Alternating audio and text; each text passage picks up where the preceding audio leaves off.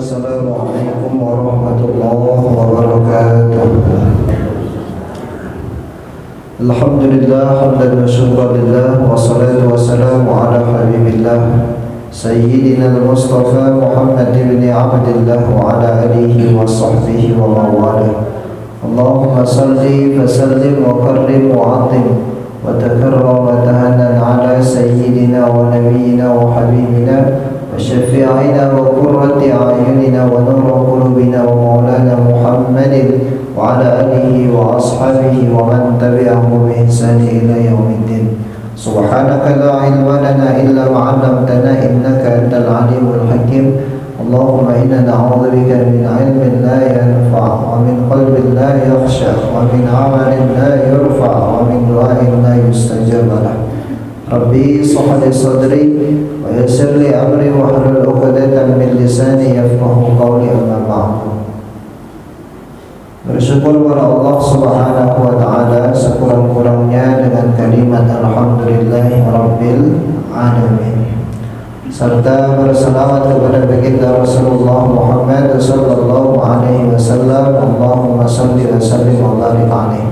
Semoga majelis kita ini menjadi majelis yang diridhai oleh Allah Subhanahu wa taala, serta salawat yang senantiasa kita tunjukkan kepada baginda Rasulullah sebagai bentuk tanda cinta, tanda rindu kita kepada baginda Rasulullah, kelak berbuah syafaat untuk kita nanti di yaumil akhirat. Amin ya rabbal alamin.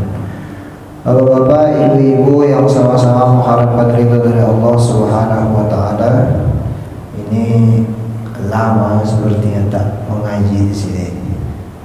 Sempat mungkin dulu tak berlanjut. Ini kita lanjutkan lagi kajian Ahad subuhnya.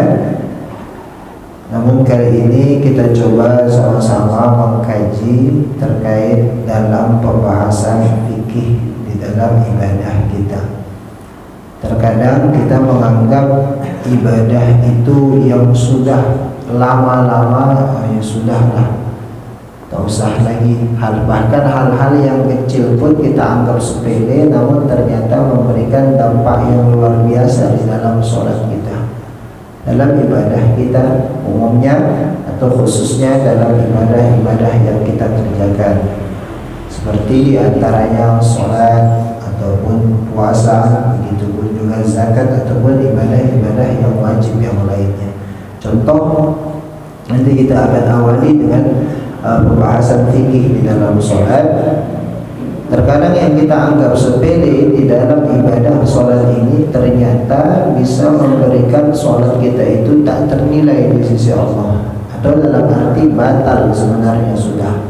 Karena contohnya ketika aurat kita terbuka dan kita membiarkannya meskipun hanya sedikit yang terbuka, khususnya bagi ibu-ibu.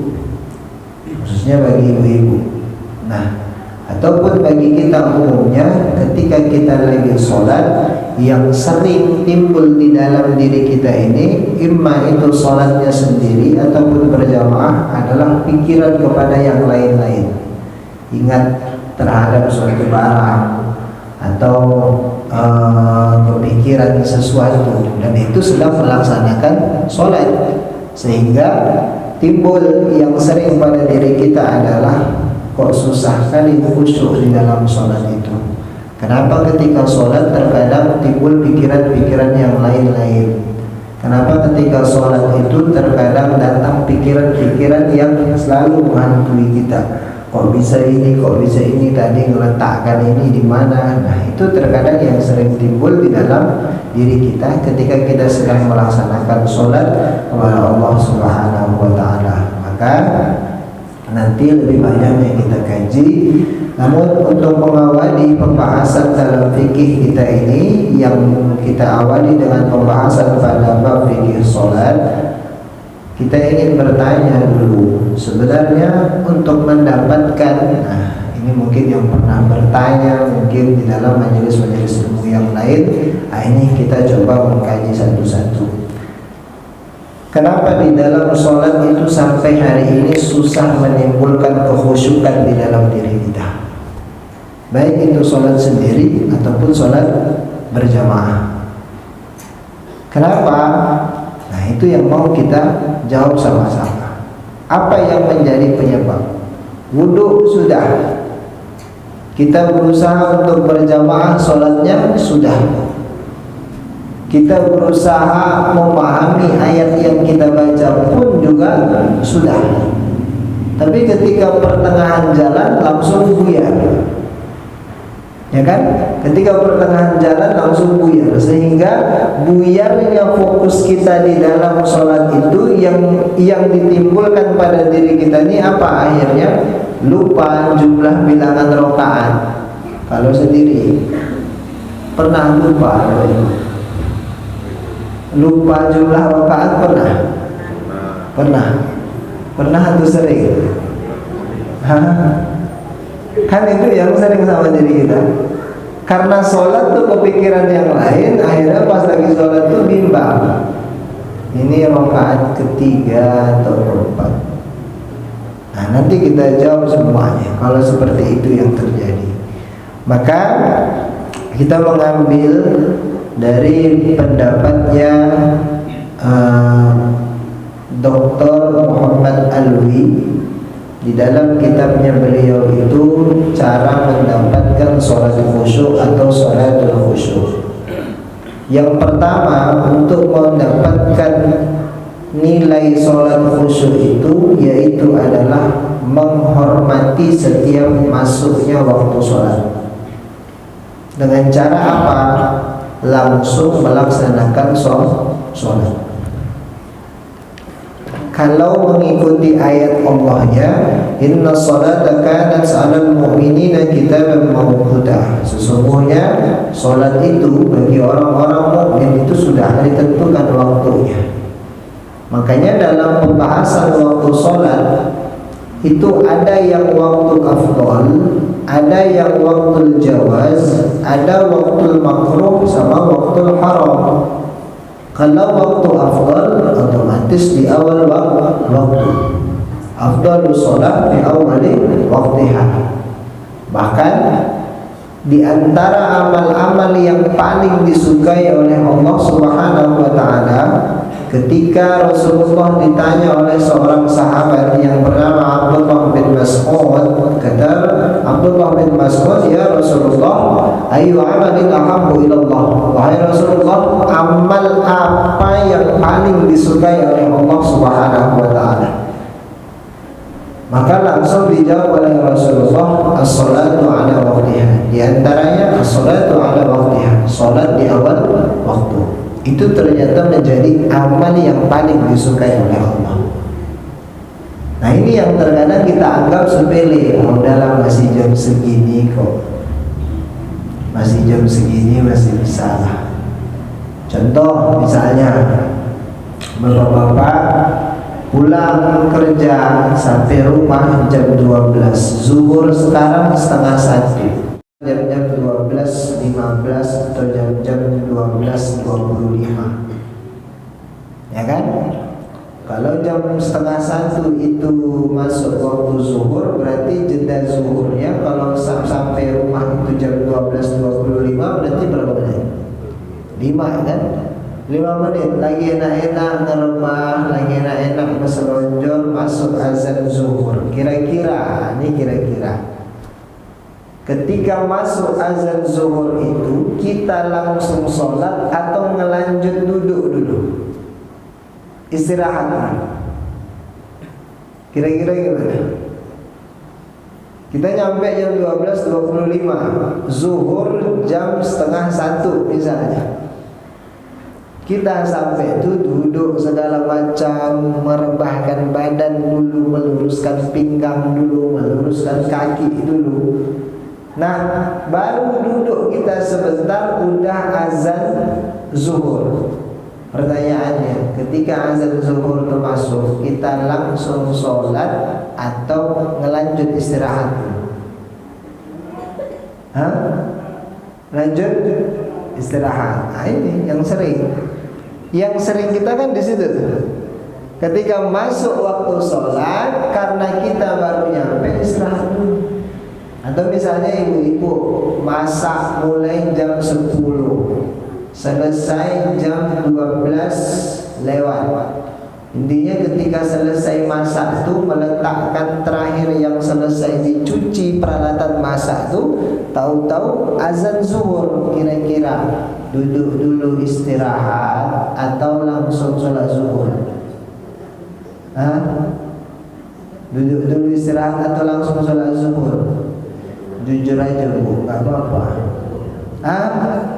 Duduk dulu, duduk dulu, nggak bisa dipungkiri karena kita ini manusia biasa. Kita ini manusia biasa. Cuman yang jadi masalah ketika duduknya kita ini bablas. Akhirnya karena duduk main handphone, berselonjor, nonton TV, duduk di bawah kipas angin, duduk di samping kipas angin, mulai dari duduk tersender. Habis tersender, tergolek. Habis tergolek, tertidur. Habis tergolek, tertidur.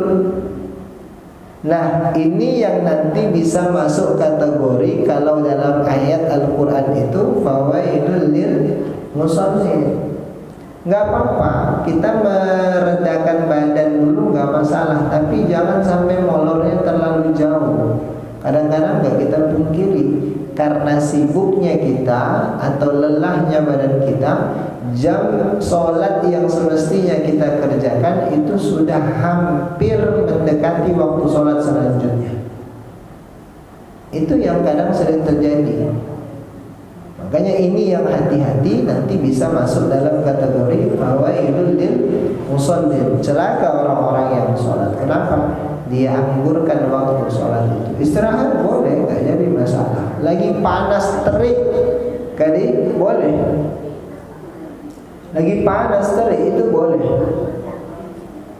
Nggak masalah kalau sholatnya itu kita tunda dulu dalam artian sekedar 5 menit, 10 menit, 15 menit. Cuma yang jadi masalah karena ditunda ini bablas terus. Itu yang jangan sampai terjadi. Makanya untuk mendapatkan kekhusyukan sholat, kata Syekh Muhammad Alwi At-Tantawi, itu kata beliau apa? Yang pertama, sholatnya di awal waktu. Perbaiki, karena kenapa? Kita mau menghadap Allah, kita mau menghadap kepada manusia saja, itu prepare-nya bisa luar biasa itu.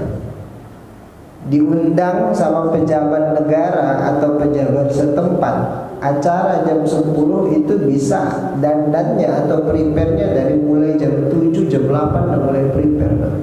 Pakaiannya apa, bahkan kalau nggak ada yang misalnya satu kelompok majelis, wah itu kan biar kompak biasanya pakai seragam. Yang nggak punya seragam pun diupayakan ada, minjem juga jadi. Tapi giliran kita mau sholat, ya udah seadanya. Kadang-kadang pakaian tidur juga dipakai sholat. Kadang-kadang pakaian tidur juga dipakai sholat. Akhirnya yang semestinya yang mau kita hadapi itu adalah yang paling istimewa, yaitu zat tunggal yang kita selalu berharap diri kita ini bersandar kepadanya, dialah Allah Subhanahu wa ta'ala. Akhirnya kita kesampingkan. Makanya jangan salah ketika nengok orang sholat, sholatnya tetap, tapi kok kehidupannya tidak berubah-berubah. Bukan sholatnya yang salah, tapi orang yang sholat bisa jadi bermasalah. Itu yang harus dipahami. Itu yang harus dipahami, bukan sholatnya yang salah. Kenapa? Karena dari awal dia sudah tidak menghargai, sedangkan dia selalu meminta kepada yang mau dihargai. Dia selalu minta kepada Allah, dan kewajiban kita itu adalah menyembah kepada Allah Subhanahu wa ta'ala. Dia minta kepada Allah, tapi dia tidak pernah menghargai Allah Subhanahu wa ta'ala. Sebentarnya dipanggil. Berapa lama lah sholat paling? Kalau sholat pun paling makan waktu berapa lama? Kalau berjamaah paling 10 sampai 15 menit lah kan. Anggaplah 10 menit satu sholat. Berarti kalau 5 sholat yang wajibnya 50 menit. 50 menit sama zikir segala macam anggaplah 1 jam. 1 hari 24 jam, tidur 8 jam, bekerja 8 jam. Sisa berapa lagi? 8 jam lagi kan? Sisa 8 jam lagi. Semestinya kalau mau adil, pengen hidupnya stabil, 8 jam kerja, 8 jam istirahat, 8 jam ibadah. Ini kan kadang-kadang kita 8 jam kerja, 8 jam istirahat, 8 jamnya itu 1 jam dipakai ibadah, itu pun minta diskon lagi. Yang kadang-kadang 5 menit selesai, atau kadang-kadang molor waktunya. Nah, jadi yang pertama, kalau mau mendapatkan kekhusyukan sholat, hormati masuknya waktu sholat itu. Andai, nah ini dia, andai misalnya kita tak bisa melaksanakan sholat pada saat itu juga, jawablah panggilan azan itu dengan menyerukan azan. Allahu Akbar, Allahu Akbar. Cara menghormatinya paling ringan itu tadi. Ketika azan itu berkumandang, kita diam. Makanya kalau kata Rasulullah dalam kitab Sunan At-Tirmizi itu, orang yang berbicara tak ada uzur apapun atau tak ada alasan yang membuat dia berbicara secara penting, atau yang diucapkannya ini, yang diucapkannya ini, yang dibicarakannya ini enggak penting. Orang yang berbicara seperti ini sepanjang azan sedang berkumandang, dikhawatirkan wafatnya nanti dalam keadaan su'ul khatimah. Itu yang dikhawatirkan. Makanya ketika ada orang berkumandang azan, udah sahut aja, jawab Allahu Akbar, Allahu Akbar, Allah. Itu cara yang paling ringan memuliakan masuknya waktu sholat. Itu cara paling ringan. Karena bisa jadi ketika azan tadi berkumandang, atau ketika waktu sholat sedang masuk atau sudah kadung masuk, kita sudah terlanjur di perjalanan. Kita sudah terlanjur di perjalanan. Kalau mungkin transportasi pribadi, oke lah. Bisa kita mampir karena tahu perjalanan kita jauh, bisa kita mampir untuk sholat dulu. Ini kendaraan umum, nggak mungkin kita sembarang berhenti, baru naik karena azan berhenti lagi, minta kita pinggir, kita suruh, habis itu sholat. Sebenarnya tak masalah, cuman khawatir menjadikan diri kita semakin repot. Akhirnya cara meminimalisir bentuk kita untuk menghormati masuknya waktu sholat adalah dengan menjawab panggilan azan. Tak bisa langsung sholat, jawablah seruan azan tersebut. Itu yang paling ringan. Itu yang paling ringan. Nah, ini kan sebenarnya hal yang sepele ini. Kita menjawab azan itu kapan biasanya? Lebih seringnya ketika udah di masjid. Kalau di masjid nyaut azan itu siap. Datang kita ke masjid, azan di masjid, muazin naik mengumandangkan azan. Nah, pasti kita sabar. Selama tak ada yang mengajak kita ngobrol. Tapi kalau udah ada yang ngajak ngobrol, udah selesai itu. Udah selesai itu. Biasanya terputus-putus. Tapi kalau lagi di luar, bahkan tidak ada orang yang mengajak ngobrol kita pun, terkadang sulit diri kita untuk menjawab azan. Hal yang sepele tapi ternyata berpengaruh di dalam sholat kita. Bapak Ibu yang sama-sama mengharapkan ridho dari Allah Subhanahu wa taala. Yang kedua, untuk mendapatkan khusyuknya dalam sholat itu adalah wudhunya itu diperbaiki. Wudhu itu diperbaiki. Ini mohon maaf, kalau wudhu itu, kalau bahasa ayatnya dalam surah Al-Maidah itu kan yang rukunnya saja yang disampaikan. Idza qumtum ila shalah faghsilu wujuhakum wa aydiyakum ila al-marafiq wamsahu ru'usakum. Nah, kalau misalnya kita sholat, mau melaksanakan sholat, basuh wajah kita. cara membasuh wajah itu diperbaiki. Dari mana membasuh wajah? Kalau kata Imam An-Nawawi itu dari mulai mimmana bitis sya'ar, dari mulai batas tumbuh rambut. Mana? Nih, batas tumbuh rambut yang normal. Karena kan ada yang rambutnya agak ke belakang dikit tumbuhnya, itu tak terhitung. Yang dihitung tuh yang normal saja. Yang dihitung itu yang normal. Maka dari mulai batas tumbuh rambut yang normal sampai kepada dagu kita. Kalau dia punya janggut, kalau janggutnya tipis, kayak saya ini kan masuk kategorinya tipis. Kalau tipis janggutnya itu dikhalil. Khalil itu disela-selakan. Tapi kalau janggutnya itu tebal, cukup diusap pada saat membasuh wajahnya. Dan membasuh wajah itu, mohon maaf, yang keseringan kadang-kadang pas sudah batal wudhu saya ke masjid pada saat mau sholat, itu tertengok mau tak mau. Makanya saya sampaikan, kadang-kadang wudhu itu batas begini, yang basah itu hanya sebatas di bagian depannya.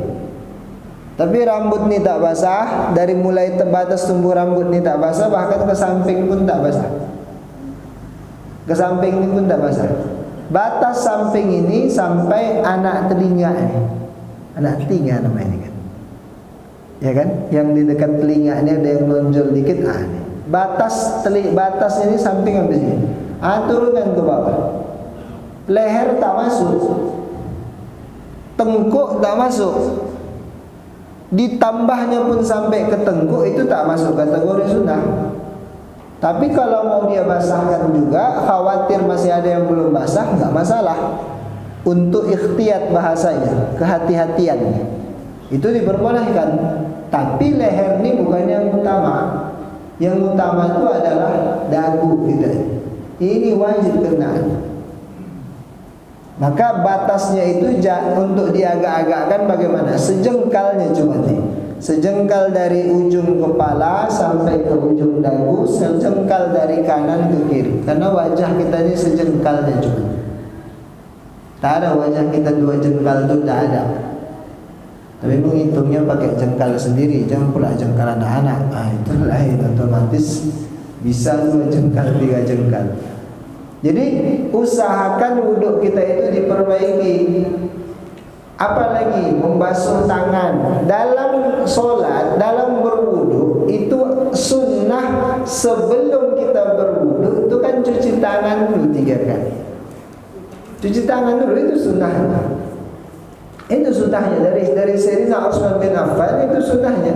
Wudhu yang ditirukan oleh Rasulullah dilihat langsung oleh Sayyidina Utsman bin Affan. Nah, inilah yang sering menjadi sandaran untuk pengambilan hadis-hadis dalam berwudhu. Di antaranya bagaimana cara wudhunya Rasulullah. Wudhunya itu di tangan dibasuh. Mohon maaf Bapak, Ibu, kalau ada di sela-sela jari kita ini, karena kita main gini-gini aja, tak dikholilkan jari-jari kita ini, cuma sebatas basuh gini aja, tapi di sela-sela ini masih ada sesuatu, sehingga ketika berwudu nanti air itu tak sampai ke kulit karena terhalang oleh sesuatu yang kecil itu, meskipun hanya sebatas biji saja, tapi menempel. Contoh mana lain-lainnya, ibu-ibu kalau masak ikan kan sisiknya kan disiangi dulu kan, ya kan, dibersihkan dulu. Kadang-kadang kan sisik ikan ini kan mencelat-mencelat ini, lompat-lompat dia kan, sisi ikan ini pas dibersihkan, menempellah di ujung jari kita. Pas sholat, pas mau sholat tuh berwudhu, kita tak lagi pakai basuh tangan, langsung aja ngambil yang wajibnya. Aku yang wajibnya aja lah. Atau bapak-bapak habis ngecat, cat itu memang benda cair, tapi kalau sudah lama kena udara dia akan menjadi mengeras. Ya kan? Cat itu kan mengeras nanti dia, menempel di jari kita, tak sampailah air kena ke kulit jari kita, kita bawa sholat, kita biarkan itu batal sholat. Habis itu kita ngomong Allah kan maha tahu. Karena maha tahu itulah makanya tak sah sholat kita. Karena Allah maha tahu itulah makanya tak sah sholat kita. Jadi perhatikan baik-baik dalam sholat kita ini, sehingga tak lagi kita yang udah berpuluh-puluh tahun sholat tapi seakan-akan tak memberikan athar dalam kehidupan kita, tak berbekas. Jangan salah, ada orang sholat tapi tetap melakukan maksiat. Jangan salah, orang sholat tapi tetap melakukan dosa. Ingat, bukan sholatnya yang salah, tapi yang sholat sedang bermasalah. Bermasalah itu sholatnya. Kenapa? Karena di dalam sholatnya wudhunya tidak dia sempurnakan. Apalagi ibu-ibu yang punya anak perempuan, kuku panjang. Kalau dulu itu kan orang sekolah, kalau mau masuk kelas itu kan kuku diperiksa. Kalau sekarang kan tak ada lagi kuku diperiksa. Makanya kuku anak sekolah itu panjangannya pun tak ada dikomentari. Kenapa? Sekarang guru-guru susah menghukum murid, diadu, dilaporkan guru itu yang kena. Kalau dulu ibu-ibu berapa kali mungkin kena penghapus sama guru-guru ibu. Ada melapor? Tak ada kan? Tak ada melapor. Jadi semuanya insya Allah. Nah, kalau sekarang berbeda. Tapi dulu memang teratur dan teliti guru-gurunya untuk mendidik tadi. Kalau sekarang kekhawatiran yang lebih tinggi, khawatir kalau nanti terlalu teliti ditegaskan mengadu. Terakhir gurunya kena pecat, kena tangkap. Nah, itu yang sering. Tapi udahlah. Nah, maka ibu-ibu kalau misalnya menengok anak ibu atau bapak menengok anak bapak, baiklah perempuan, apalagi laki-laki. Soalnya sekarang laki-laki pun model kukunya panjang-panjang. Laki-laki pun sekarang tak mau kalah, model kukunya itu panjang-panjang, suka dia panjang-panjang. Panjang itu suka, dia sayang kuku. Bersih memang, tapi khawatir ketika berwudu air tadi tak masuk ke dalam sela-sela jari, sela-sela kukunya. Tak masuk. Makanya tak dianjurkan memakai kutek. Karena kutek itu benda padat yang dia menggumpal. Kalau masih nempel di situ, air itu menghalangi kena ke kulit.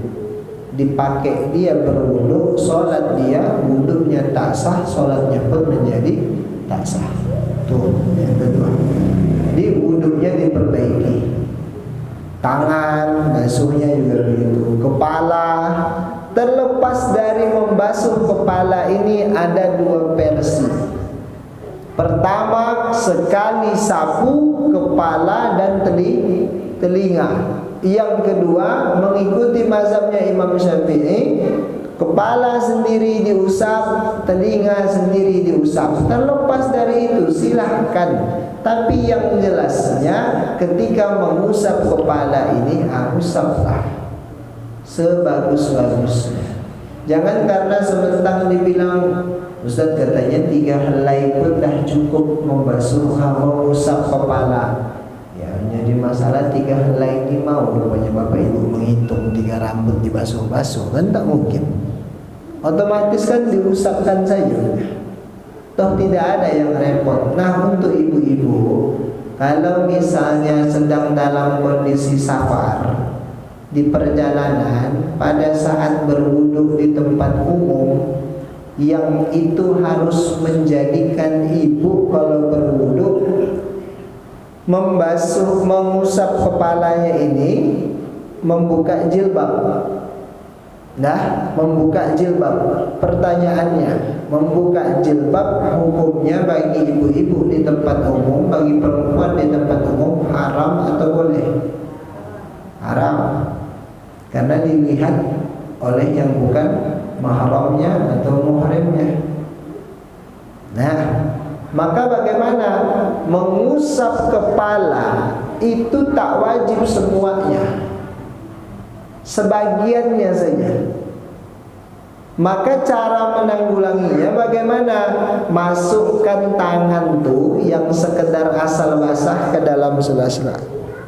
Susah Ustaz, masukkan dari bawah. Makanya yang jilbab itu longgar, bukan yang ngepas di leher. Karena ada yang model sekarang ngepas di leher. Kalau orang bilang katanya jilbab sakaratul maut, habis terkopet di leher, panjang jilbab itu kayak horden, tapi tak sampai ke bawah, asik berlilit di kepala, berlilit di leher. Dia yang pakai, awak yang cemas menengok. Habis tebal di sini semua, tebal di kepala, tebal di leher. Padahal jilbab yang bagus itu adalah yang menutupi sampai ke bawah dada, longgar sifatnya. Maka ketika berwuduk di tempat umum tak harus membuka jilbab, tangan tuh asal basah masukkan dari bawah. Usapkan bagian belakang saja pun boleh. Bagian belakang saja pun boleh, karena tidak ada ketentuan bahwasanya berwudu itu dalam mengusap kepala wajib bagian depan, enggak. Karena keterangannya adalah mim ba'dir ra's, mengusap sebagian dari kepala. Sebagian saja. Daripada berdosa karena berwudu, maka usahakan wudunya tetap sah, dosanya tak tersangkut di awal. Tuh. Jadi wudunya diperbaiki. Begitu juga nanti pada saat kaki khalil jari-jarinya. Jari-jari itu dikhalil. Nah, terus yang selanjutnya, pada saat setelah berwudu usahakan ada yang namanya itu doa. Memang meskipun sunnah, kadang-kadang hal yang sunnah nih kalau tak besar-besar kali tak mau kita mengerjakannya. Padahal yang kecil itu pun bisa jadi berpengaruh. Apa doa setelah berwudu? Doa setelah berwudu, asyhadu an la ilaha illallah wa asyhadu anna Muhammadan abduhu wa rasuluh. Puncak doanya apa? Allahumma ja'alni minal tawwabin waj'alni minal mutatahhirin waj'alni min ibadikal shalihin. Itu doa kita. Allahumma ja'alni minal tawwabin. Ya Allah, jadikanlah aku dari hamba-Mu yang benar-benar bertaubat, yang tobatnya benar-benar diterima oleh Allah. Waj'alni minal mutatahhirin. Jadikanlah aku orang-orang yang suci, bagian dari hamba-hamba-Mu yang suci. Bukan hanya sebatas suci dari hadas, tapi juga suci dari dosa.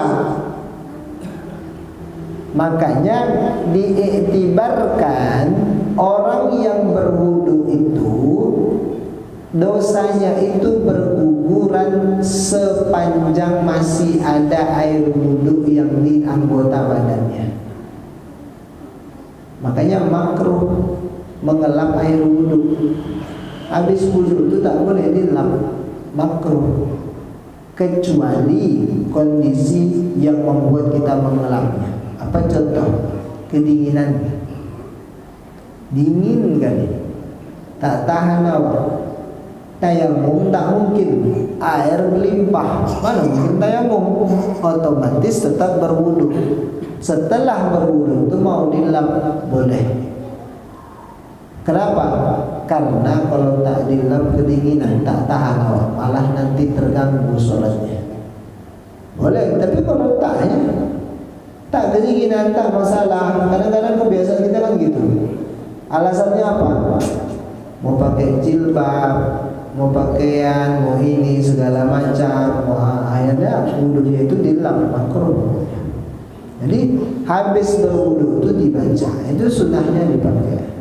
Nah, setelah berwudu usahakan, masuk poin ketiga, adanya riyadhah, latihan.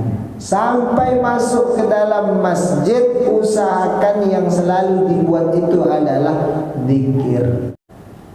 Mana wak masjid, mampirlah dulu. Kan belum lagi azan, mampir dulu, diajak ngobrol, udah azan lewat, tak jadi ke masjid. Tak jadi ke masjid. Padahal udah niatnya ke masjid. Bisa tak jadi ke masjid. Atau ketika sampai di dalam masjid, solat apa yang ada? Tahiyatul masjid, silahkan. Udah tahiyatul masjid Ustaz, tapi belum lagi azan waktu solat belum lagi masuk. Solat apa? Solat sunnah wudu, boleh. Sholat sunnah wudu boleh, bukan berarti satu hari mungkin pagi kita ada sholat sunnah wudu, siang tak boleh lagi, tak masalah.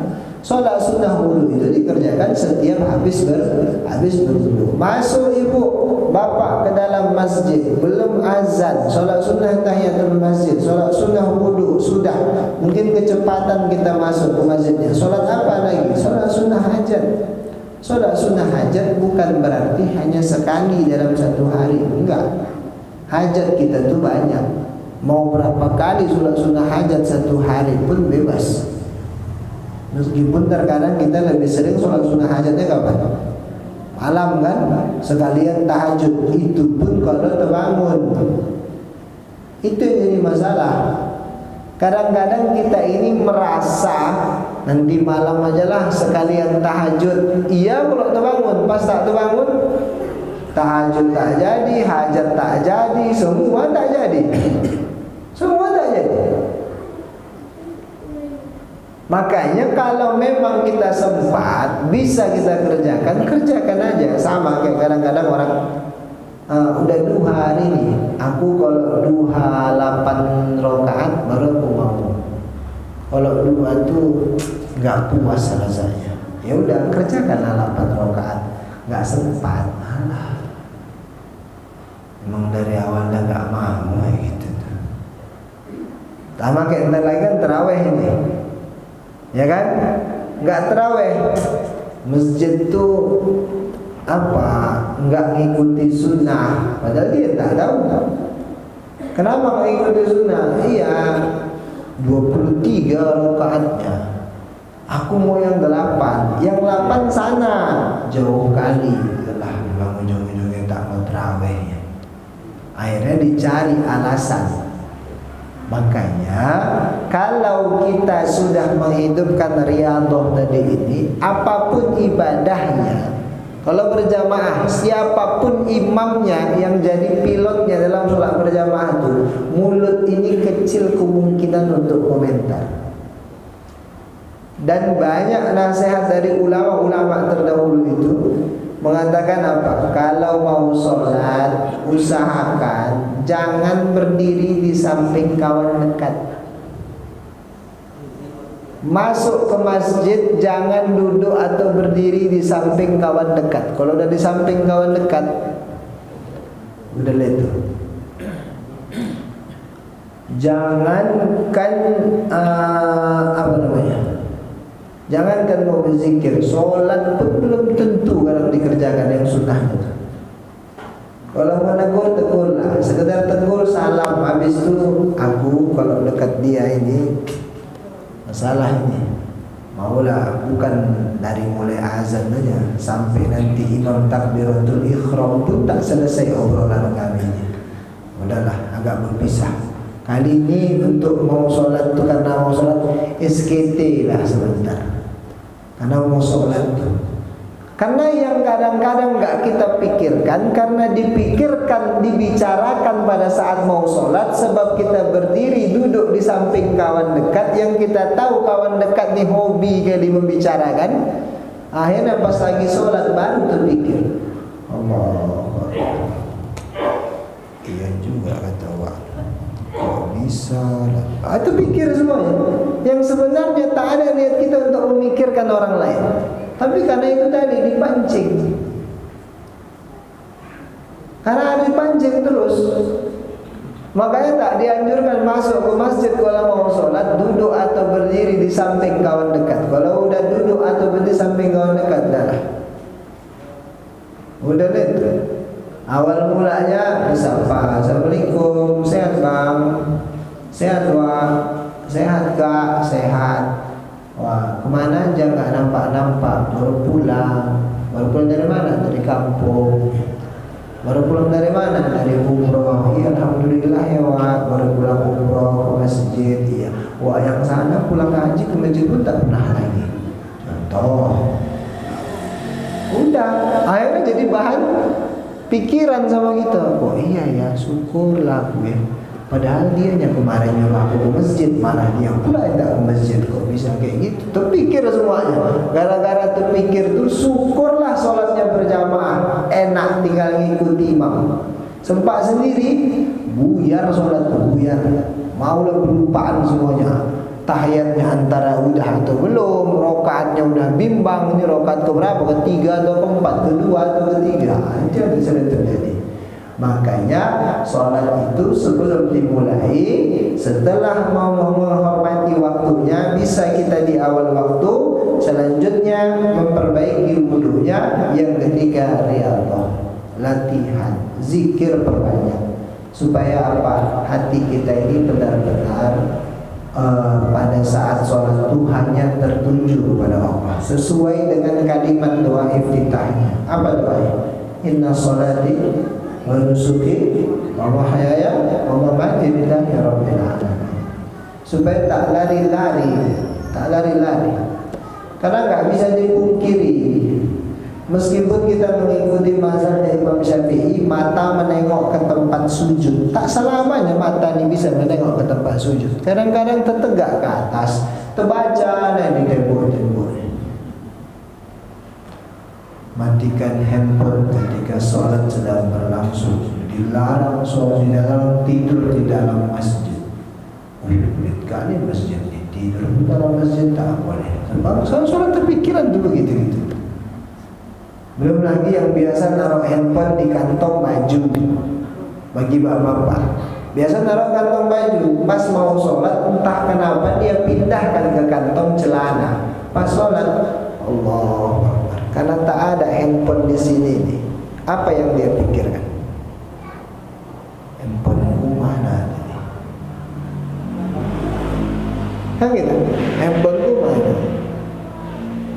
Atau ibu-ibu lah, ini kan lagi musim hujan terus nih kan, ya kan?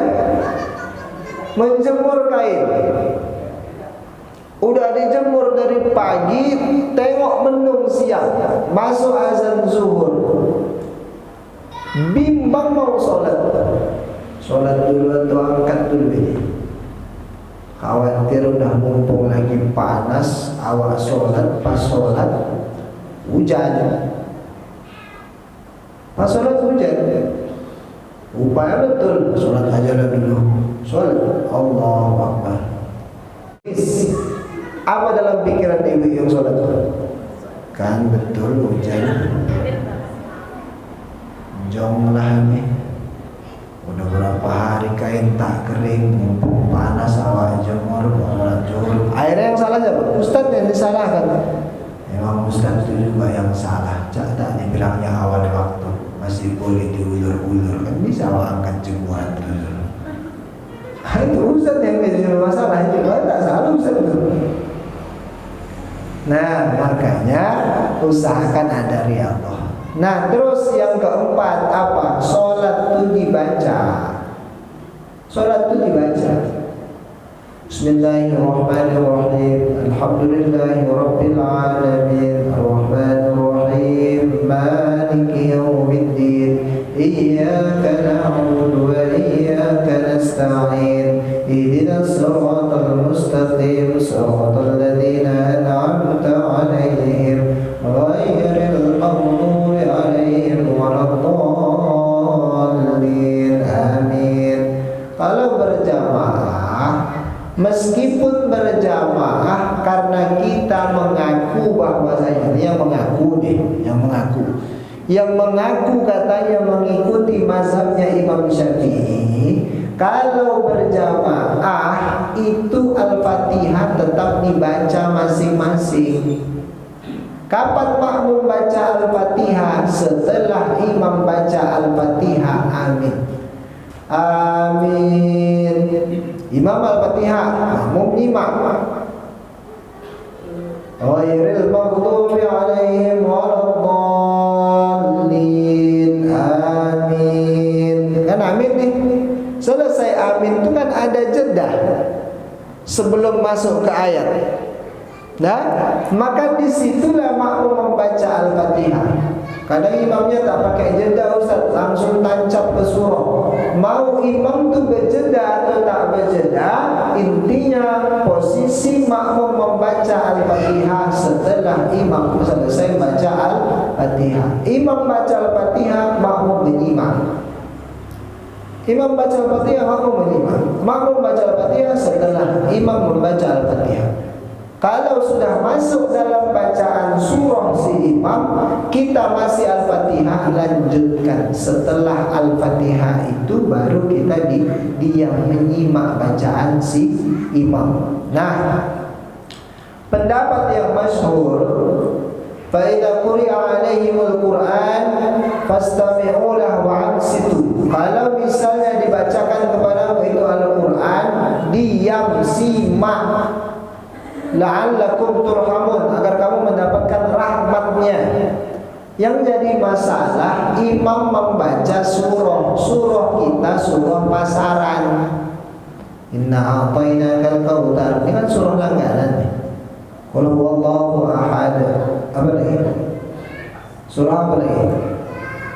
Qul a'udzu birabbin nas. Datang si imam, dia dibaca lah surah yang jarang didengar makmum, panjang pula. Sama, sekeras-kerasnya, sekuat-kuatnya imam membaca surah Ar-Rahman, paling tahan makmum berapa ayat sih?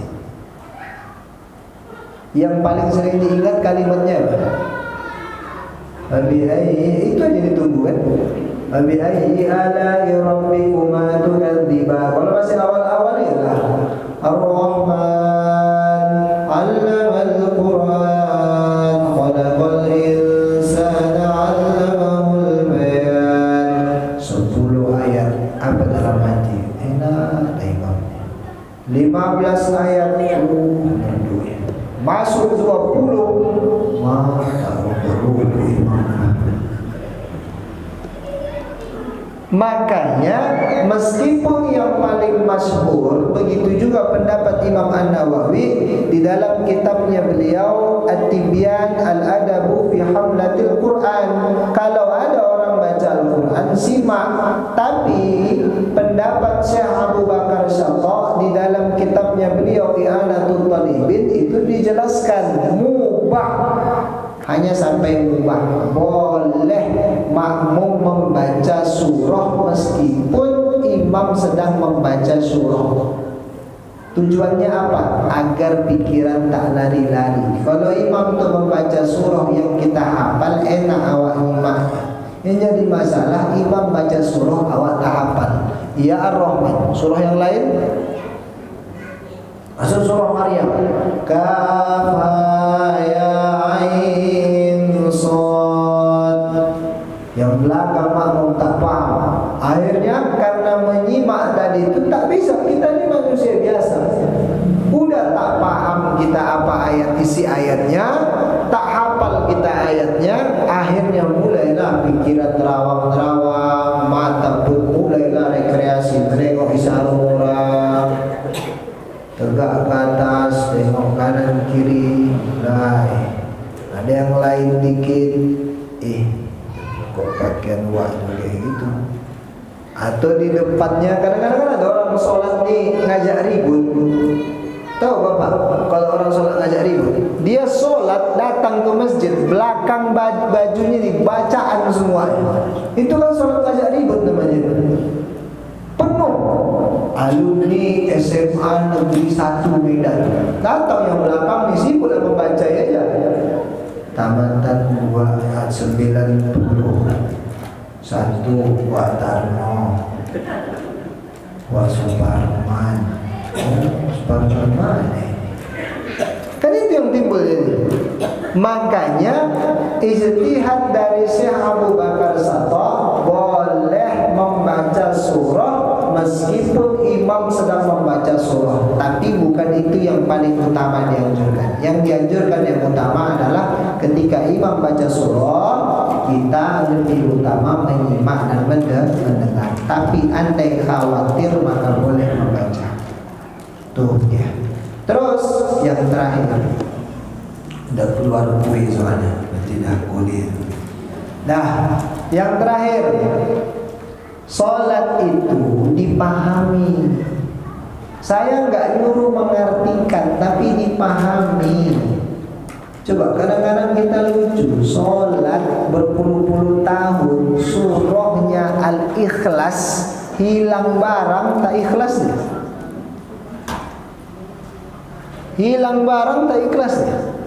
Salat berpuluh-puluh tahun, surahnya Al-Kautsar, ada perintah berkurban, itu disuruh kurban, dibenturkannya dengan akikah.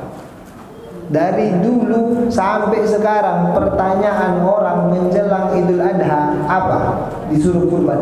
Aku mau kurban, cuma belum akikah. Itu aja pertanyaan. Mana yang duluan, akikah dulu atau kurban dulu? Setiap tahun Maulid Adha itu tanya, jangan yang sering seperti itu ya.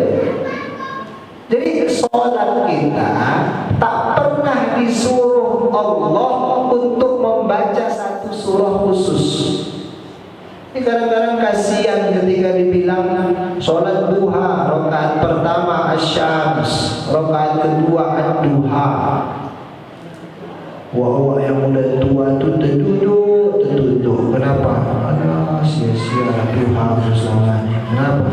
Tak hafal surah asyams, tak hafal surah duha. Padahal bukan wajib. Keterangannya apa?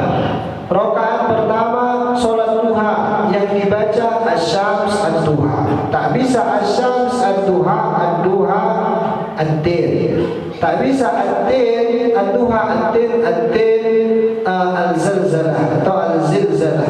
Tak bisa ad-dir al-zilzalah al-kafirun. Tak bisa al-zilzalah al-kafirun al-ikhlas. Tak bisa al-kafirun al-ikhlas. Sudah, tak usah pilih-pilih. Mana yang mau dibaca-baca aja lah. Ina atoina 8 rakaat dia sholat duha, 8 ina atoina semuanya sah sholat. Paling malaikat agak pening nih, kawannya masuk surga kelas VIP surah 8 rakaat memang, tapi semuanya Al-Kautsar. Ina atoina semua sholat Al-Kautsar. Pasti tanya kenapa cuma itu apa dulu macam mana nih? Cuma itu hafal, ya sudah tak masalah.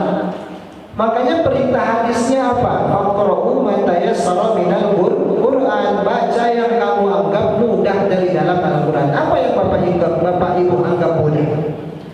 Mudah dalam arti bukan hanya lafaznya saja, bukan hanya hafalannya saja, tapi ibu bapak bisa memahami kandungan dari ayatnya. Apa makna ayatnya? Wallahu ahad. Berarti orang yang sering membaca Al-Ikhlas semestinya tauhidnya kuat kepada Allah. Orang yang sering membaca surah An-Nas maka tak mudah terganggu dari bisikan-bisikan manusia, itu tak terganggu dia. Cuma dia surah An-Nas dibaca, dibisikin manusia ikut juga lagi balik. Ikut lagi balik. Padahal ada kalimat qul a'udzu birabbil, aku berlindung. Sudah meminta perlindungan, tak mungkin Allah tak kasih perlindungan. Udah Allah kasih, cuma sudah dimasalahkan, nyangkut awak balik lagi. Itulah ketika sholat membaca ayat tak dipahami. Sama begitu juga Al-Fatihah juga pahami. Nah, maka ini 5 kiat untuk mendapatkan kekhusyukan di dalam sholat. Nanti lebih banyaknya kita lanjutkan di pengajian Ahad selanjutnya. Insya Allah kita akan banyak nanti mengupas seputar sholat, khususnya hal-hal yang membatalkan sholat apa saja sebenarnya, supaya tak kita menganggap alah kira manis sajalah. Kata orang Medan kan begitu, kira manis sajalah, kira manis saja. Tak tahu dia sholat itu tak diterima rupanya sama Allah. Meskipun posisinya masalah diterima atau tidaknya itu merupakan hak prerogatifnya Allah. Cuma kita bisa melihat sholat seseorang. Dari mana kita tahu?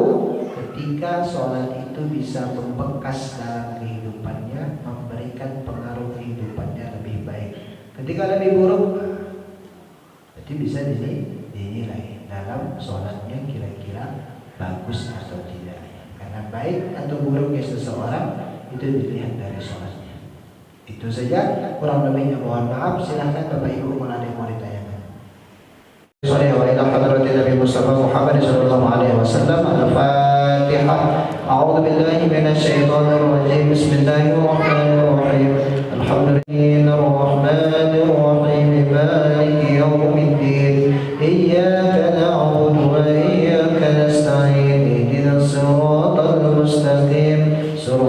الذين أنعمت عليهم غير المغضوب عليهم ولا الضالين آمين. أعوذ بالله من الشيطان الرجيم. بسم الله الرحمن الرحيم. الحمد لله رب العالمين، والصلاة والسلام على أشرف الأنبياء والمرسلين وعلى آله وأصحابه رسول الله أجمعين. اللهم اغفر لنا ذنوبنا ولوالدينا وارحمهما كما ربيانا صغيرا، ولجميع المسلمين والمسلمات والمؤمنين والمؤمنات الأحياء منهم والأموات برحمتك يا أرحم الراحمين. اللهم اجعل جمعنا جمعا مرحوما وتفرقنا تفرقا من بعد معصوما. اللهم